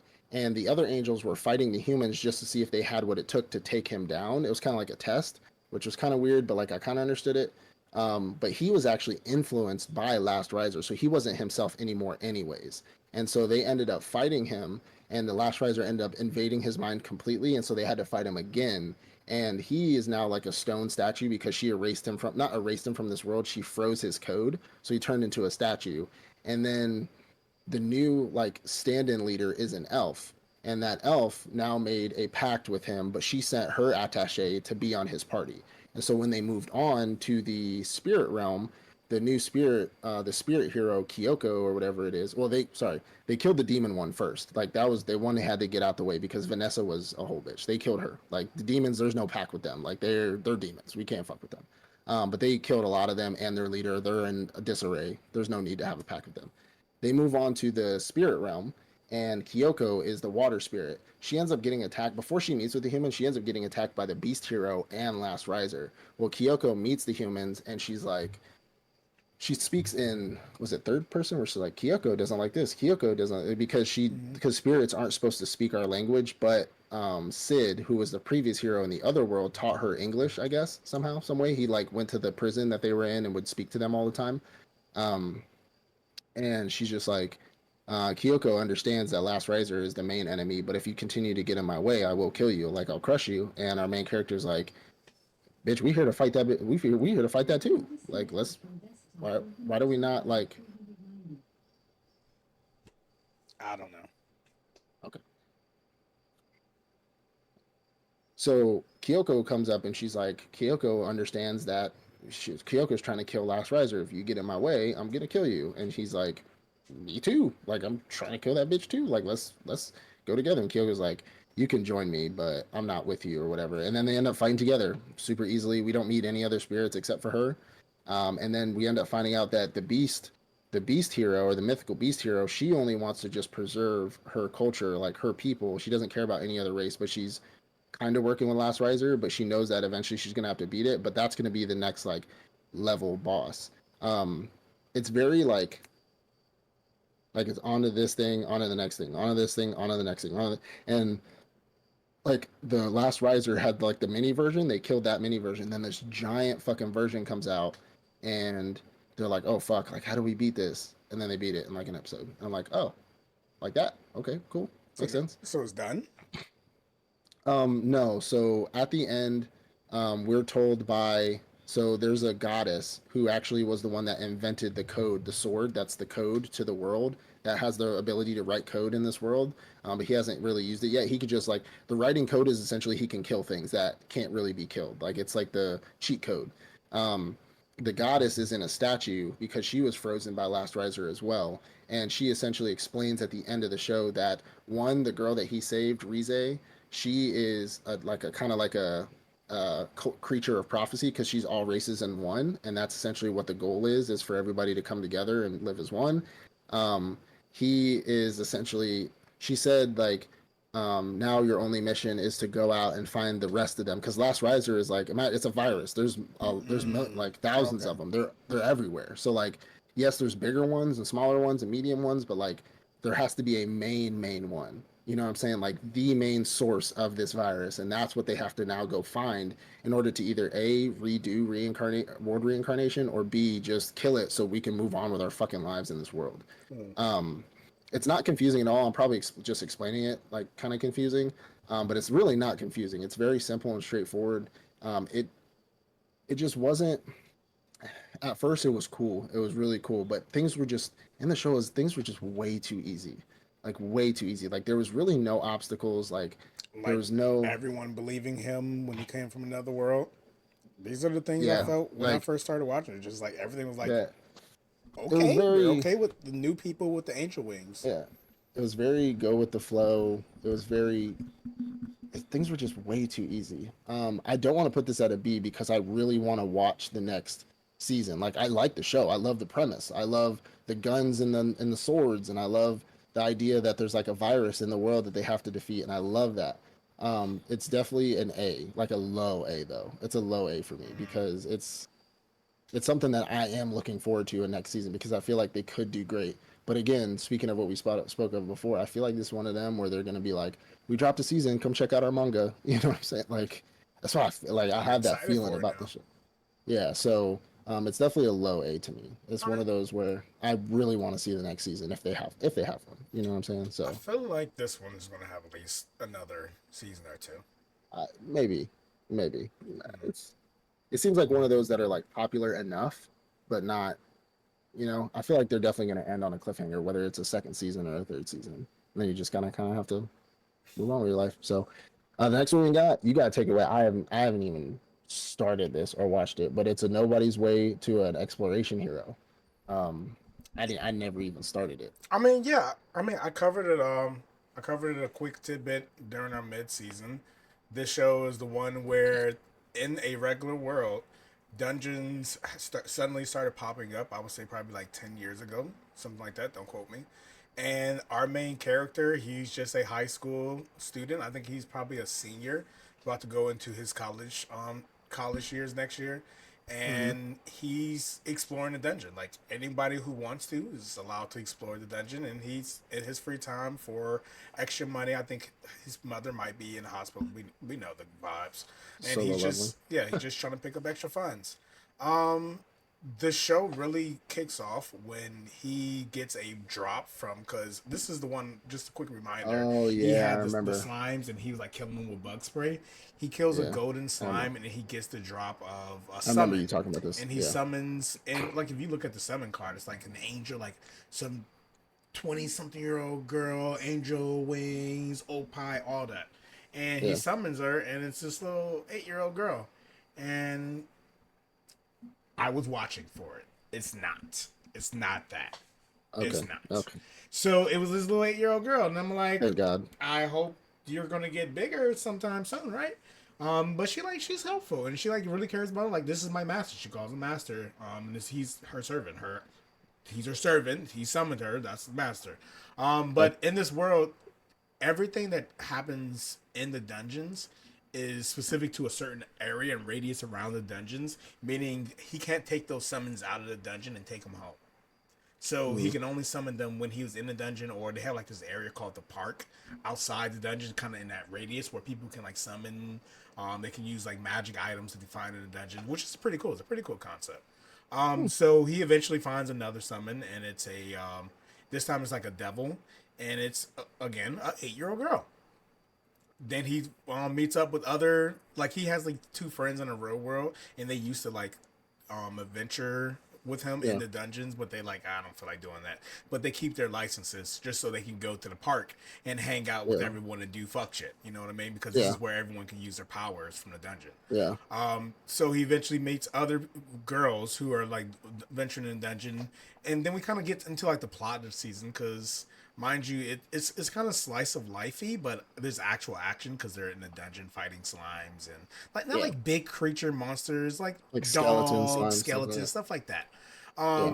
But the plot develops where one of the girls in this small party that they're developing, she is sick, and they need to find a special drop item to cure her. But again, it can only happen if she's in the vicinity of the dungeon. They got to find it so they can cure her. So she's been doing her adventuring in a dungeon with her friends, and he meets up with them. Then we go into this whole thing where his summons are like jealous because he spends all his time adventuring with them. I was watchful still not that. And eventually we find another drop. It ends up being like a little they end up fighting a demon. A demon shows up in the dungeon, and they end up defeating him. And when they defeat him, he ends up getting the summon for that demon, and it's like an 8-year-old boy. So I'm like, all right. So at that point, it told me raising kids in another world while adventuring. I would say in some aspects. At that point, it kind of told me that, not that point yet, but it kind of gave me hints that maybe because he's low level, all his summons are low level. Yeah. So just to kind of wrap it up, now the girl, she is being overtaken by her sickness. She can no longer adventure. He makes the declaration, I want to be a hero. I want to find that drop for her. He almost ends up dying. His summons had to save him. Then he meets up and they go back into the dungeon again. They find a summoning card, and the summon is of a angel who has the power to heal. They give the summoning card. They had to like get her out the hospital, bring her to the dungeon, give the summoning card to her, and that's when this is now the 12th episode. They said out loud, we have to level you up and level the summon up so that she gets her full power, so that she can heal you and you obviously don't die. So that then tell me at the end, like, okay, they're weak right now because they're low level. They're eventually going to get to a higher level and become that full, sexy adult form. So this show is a strong B. And it's only a strong B because it's not going to be the cup of tea of probably our larger fan base. For me, I enjoy just a nice little slice of life, something I can just throw on and kind of sit back and relax and watch. But it wasn't anything exciting. The main plot didn't develop, I would say, until the last half. And the plot wasn't really that deep. The girl was sick. We needed to find a loot item for her. It did set up for another season. It's like, oh, we're going to get stronger so we can level up our summons and then eventually save the girl's life. And that's all fine and dandy. But at the end of the day, this show is probably meant for a younger audience, or an audience that doesn't like strictly fighting anime or action-packed anime. Makes sense. So it was a strong. That concept is kind of cool though. I might check that out. I might check that out. Nice little cool anime. I'm gonna check that out. I'm gonna check that out for sure. I'm gonna replace that with no longer allowed. It was super cute. I think you will like it. Just don't have super high expectations. Super high hopes. All right, cool. All right. So Suicide Squad, Isekai, Suicide Squad, whatever. Suicide Squad, Isekai. I came in strong on this one as well. Because the first like few episodes were really good. I loved it. We had the whole conversation about why this is nostalgic, why this is, seeing your favorite characters from, DC coming into an isekai. And the premise of this show is essentially Amanda Waller. We all know her. We all kind of love her. Not really. She is the leader of the Suicide Squad, and she ends up sending them into another world in order to get resources and pretty much do the military thing that we would do if we found another world, essentially. And they're the Suicide Squad. This is a one shot. I can tell just by the end of it. I could tell this is a whole ass one shot, and there's nothing wrong with that because we get a lot of those. We get a lot of one shot DC films, like when we did the whole war war for Earth 52. I believe that was the one that we watched when like Superman became evil and they had to replace him, all that other stuff. Definitely a one shot. I think if you love DC and you love isekais and you love anime, watch this shit. It's in Japanese, so the animation is great. The characters are cool. Harley Quinn's still a baddie. I mean, it's all the stuff you know and love for DC and isekai.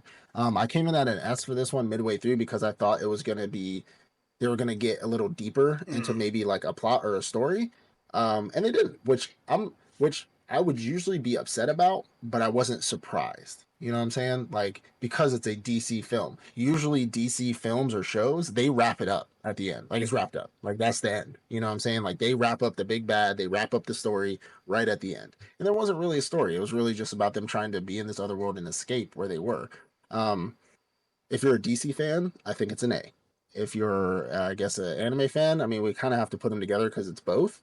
If you're an anime fan, or like if we're ranking this from Isekai, which we had this conversation before, but if you rank this as an Isekai, it's definitely like an average. It's like a B.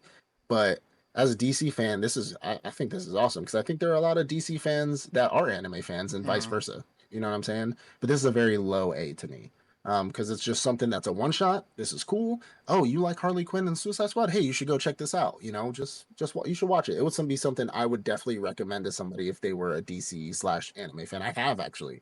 I have recommended it plenty of times because I got a lot of DC fans that I know around here, so that are also anime fans. So it's a low A. I don't know if did you finish it at all? Yeah, I finished this one. Yeah. Definitely, I'm a Harley Quinn fan. And I love the show. I mean, it wasn't like a great love of mine, but I loved it. I watched it from episode one. I think it had like a 10 episode thing as well. So I watched it from episode 1 to 10. I enjoyed the moments. At some moment, I was like, but in the end, it ended in the way I expected any DC film quick series is supposed to end. I give it A. Low A is rough because, like you said last time, I'm a DC fan. At the end of the day, I really love Harley Quinn. I really love Suicide Squad. Suicide Squad is like my favorite part of DC. So, with that in mind, I'm going to put it at. I will put it right above the hero. Quality Assurance. Oh no, not above Quality Assurance. That's that right there. Yeah. Okay. Yeah. I mean, good. I'm okay with putting it above. Why does nobody remember me? Because again, we're DC fans. We love Harley Quinn. We love Suicide Squad. It's more Suicide Squad content, and I enjoy that. I'm great and happy with it. And the fact that they put it in an anime style is something that's great. To wrap this up, unfortunately, on a bad note. I wouldn't say it's a bad note. It's a rough note. Really, that's bad to me. Anyway, okay, so let's get into it. So failure frame. They failed at frames. I'll say that. So this show is unfortunate. And it had such a good.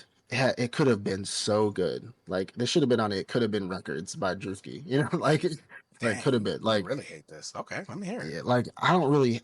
So okay, preface synopsis. This is about a class of students who get isekai into another world to become heroes in their world to defeat a demon lord's army, which I'm not fully convinced even fucking exists. But they get reincarnated or get isekai'd into this world, and the person that is in charge of them or above them is a goddess. She's a total bitch. Like right off rip, she's a total bitch.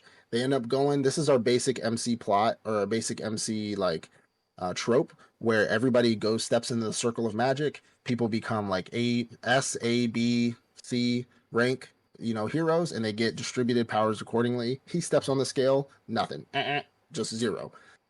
And she's like, "You're fucking weak, my nigga. Like, bye. Like, banished. You know what I'm saying? If you can survive the banishment, then you can live." It's kind of like I forgot what that one show was where we talked about it, where he killed all the monsters in the woods, like with that one purify spell. Oh. And he was like.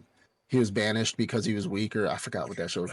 Great show. That one was an S. But either way, and that's why I said this had it in the works, but it just, anyways, he gets banished to a dungeon. This dungeon is sealed. It's kind of like a tomb. We end up finding out that he actually has pretty decent powers. Now they're spammy as fuck, but it is what it is. He has the paralyzing power. The goddess tells him, you paralyzing does nothing except for maybe on low level monsters. Well, this nigga doesn't realize that shit is wrong. And every time he paralyzes something, he starts gaining levels, and he starts paralyzing, and then he gets berserk skill, then he gets a poison skill, then he gets a sleep skill, and so he can paralyze, poison, berserk skill. Like it's fucking constant spamming, and it's so annoying. Um, and then we get into him essentially beating that dungeon or that tomb, I would say, getting out of the world, and now his main goal is revenge against his clan or revenge against his classmates, but mostly revenge against the goddess. And his idea in order to do that is to level himself up as much as possible, gain new magic and new knowledge in order to defeat her, or figure out how he can defeat her. And this is where the 3D animation starts. And y'all know how much I hate 3D animation. But unlike Elusive Samurai, where they could just kind of throw it in every once in a while, this was every fucking other frame of this show. They were just standing in a room. Like, how lazy can you be? They were standing in a room talking, and it'd be normal animation. They'd be like, yeah, blah, blah, blah, so on and so forth, magic this, magic that. Next frame. Yeah, let's go to the thing over there. I'm like, they're standing in a room. Why do we need a 3D animation this? I understand when they 3D animation like fight scenes, because we see that, and I think it was Black Summoner. Black Summoner, they did it where it would be like a fight scene. It would be 3D animation, but everything else would be normal. And I'm like, oh, I don't like that, but whatever. This is like every other scene is 3D. It's like they can't choose which one they want to do, and that completely threw me off this show. Moving forward with the synopsis, he essentially meets elf warrior girl. He meets a leopard girl that he ends up saving her like little sister, and they end up going off he finds a scroll of forbidden magic that could possibly defeat the goddess. And in order for him to ascertain what's on that scroll, he has to go meet up with the Witch of Chaos, or I think that's her name, like the Witch of Chaos, and they have to go deep into the monster realm where she lives, like the center of it. And so now they're on an adventure to go off to that monster realm. This show is fucking terrible. Like it had everything that it was supposed to have in it, but just the constant spamming of his shit, the back and forth jumping on the storyline. He had the big, when we were introduced to the four lions of the four horsemen of the apocalypse, those dudes who rode dragons, I was like, these are going to be like the big bads for him at this point in the story. Nope. Paralyzed. And I get that when I'm on this show a lot, I talk about how I love overpowered characters, but like for this, like just the essence or the feeling of this wasn't right. You know, they introduced these are the four dragon generals, like the four dragon, and then he's just like paralyzed, poison. I'm just like, got it. Sure. Yeah, totally. All right, cool. And then it was just the constant 3D animation, and they drug out going to the monster realm. I mean, we saw the baddie who is the Witch of Chaos, but like, I was like, is that it? Like, is that really it? Like, that's all? You know what I'm saying? Like, oh, we're just magically around the same place our classmates are, like randomly, but we miss each other every time. Like, and then they started bringing up how these classmates are kind of like there's the S ranks ones who are in charge of their squads, but they're kind of weird and they're just training a little bit. We barely see them, but they make them look like such a big deal, and then they just get away from them completely. Then they come back to them, make them look like we need to find out what's going on with them, and then they get away from them again. You know what I'm saying? Like, and again, it was the three. And what really makes me mad to wrap this up on my thing is for like an episode and a half, almost 2 episodes, they stopped the 3D animation completely. And I was about to text you and be like, oh, they got their shit together. Like, cool. Maybe they just did that in the beginning and then maybe kind of realized like it wasn't working out and they just changed it, which we've seen before. It's happened before. But then they went right back to it again. And I'm like, so what was this 2 episodes that we had no 3D animation, and then we went back into 3D animation, and it wasn't like anything changed. It wasn't like they were fighting for two episodes, and then they weren't fighting. It was normal. So this show, it's unfortunate, but like I'm not gonna watch another season. Like I just can't. It's bad. It's rough. They would have. I would check out another season. They would have to really change this show a lot for me to want to watch this. You know what I'm saying? They would have to change a lot about it. animation to be the top earner for me. It was just dumb. Like the show was just dumb. When I had to watch the 12 episode today, I was like, here we go. Like, let me just get this shit over with. You know what I'm saying? Like, oh, this is the face monster. It's so strong. Paralyzed. All right. All right. Okay. Bro, like when he was like, I don't have any stamina. I don't have any power. This is gonna be a hard fight. Paralyzed. I'm like, yep. Come on, hurry up. Just beat him. I already know. Like, you're gonna pretend it's super strong and then it's not. Like, I get it. And then he was a whole like psychopath, and then he just completely got away from the psychopath thing now. You know what I'm saying? Like, yeah, like this show's a C to me. It's a C. Okay. Okay. Yeah, don't agree with you. I the only thing I don't like about this show, which is a strong dislike, which I can agree with that, is the animation. The animation is the only negative thing I find about this Maybe show. that's just really what's turning me off. Oh, Maybe I'm just being it's hypercritical. disgusting. I compare this show, like just like the story and the transition between like other, obviously the other classmates and what they got going on. We find out the goddess has her own thing going on in the background. Like every transition, I compared it to other shows. It really wasn't that bad. Sometimes it was a little rough, but it really wasn't that bad. And I feel like they gave the other classmates a lot more development than I was expecting to receive. I thought we were just going to completely forget about them until maybe the last episode where they come up again. And I can also say, like, why do they suddenly be in the same place at the same time? But I enjoyed them. If they took, okay, so if they took away that animation and didn't do the 3D stuff, I probably wouldn't put it out of C. I'm being hypercritical of it because of that shit. I Like, understand. Like it hypercritical. without the bad animation, I could put it into A. Happily, I can happily put it into A. With the bad animation, it It's a puts it B. into a B for me. I'll put it in a B. Yeah, I like the main character.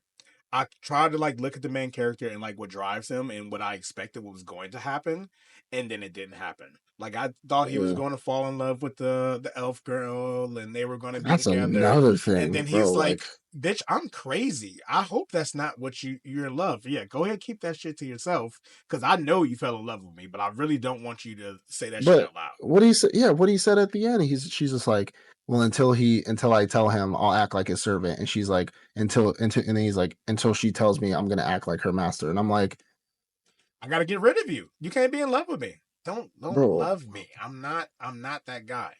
And but he's that's the thing. psych. He had the whole psychopath thing, and I know they revisited it when he met the Witch of Chaos. He like put his hand over his face to hide his like evil smile. But from when they first introduced that until then, there was no craziness.